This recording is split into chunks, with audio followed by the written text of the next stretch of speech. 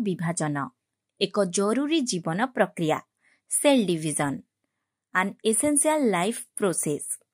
जीवन प्रक्रिया रे कोष विभाजन किपरि गुरुत्वपूर्ण आस से विषय रे जानिबा। पिलामाने तुमे जानिछ जे क्षत होइगले टिश्यू गुड़िक सेमानंगर कार्य करि पारंती नाही। सेही अंशर रक्तवाहिनी फाटिजिबा हेतु सेही अंश लाल होई जाए।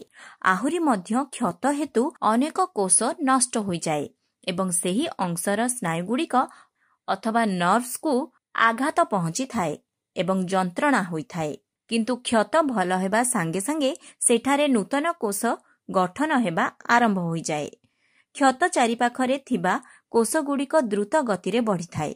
जेपरि पशु माने आहत हुअंती सेहीपरि उद्भिद मध्य आहत हुअंती।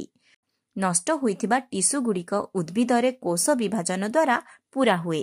पिलामाने मते कुह जे सजीव माने किपरि बढ़ंती? सेमानक शरीर रे कोन कोष संख्या वृद्धि होई जाए कि? जदि एहा वृद्धि हुए तेबे किपरि? सजीव मानकर वृद्धि सेमानकर कोष संख्या वृद्धि हेतु घटी थाए। एहा नियमित कोष विभाजन जोगु होई थाए एवं शरीरर वृद्धि एवं क्षत को भल करिबा बा मरामती करिबा पाई कोष विभाजनर आवश्यक होई थाए। पूरापूरी ठीक। अच्छा, वर्तमान तुमे मते कुह कि गोटिए जीव समान प्रजातिर अन्य जीव को किपरि सृष्टि करे? प्रजनन प्रक्रिया माध्यमरे गोटिए जीव निज परि समान अन्य जीव सृष्टि करे। पूरापूरी ठीक। गुणसूत्र अथवा क्रोमोजोम जीन एवं डीएनए द्वारा गोटिए जीवरु समान प्रजातिर अन्य जीव सृष्टि होइथाए। कोष विभाजन हेउछि कोष एवं जीवर सबुठारु गुरुत्वपूर्ण गुणमानक मध्यरु अन्यतम। एही गुण हेतु ही गोटिए जीव अन्य जीवरु सृष्टि होइथाए। एहा सहित बहुकोषी जीवंक शरीर बढ़िथाए एवं क्षत को भल करिथाए। एही कोष विभाजनर दुईटी मुख्य प्रकार अछि, समविभाजन बा माइटोसिस, अर्ध विभाजन बा मियोसिस।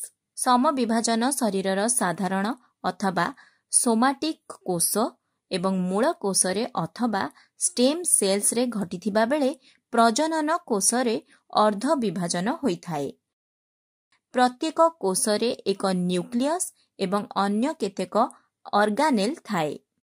तेबे आस एबे उभय प्रकारर कोष विभाजन विषय रे अध्ययन करिबा। जे कोनोसी प्रकारर कोष विभाजन पूर्वरु कोष एहार न्यूक्लियस रे थिबा गुणसूत्रर संख्या को 2 गुणित करे। अर्थात जदि गुणसूत्रर संख्या 2n हुए तेबे एहा 4n होई जाए।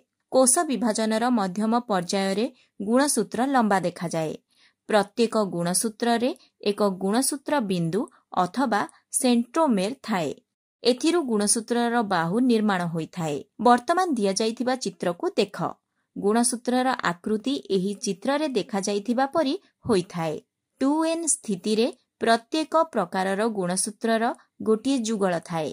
आउ n स्थिति रे प्रत्येक प्रकारर केवल गोटिए गुणसूत्र थाए। एहार आकार चित्र रे देखा जाइथिबा अनुजाई होइथाए।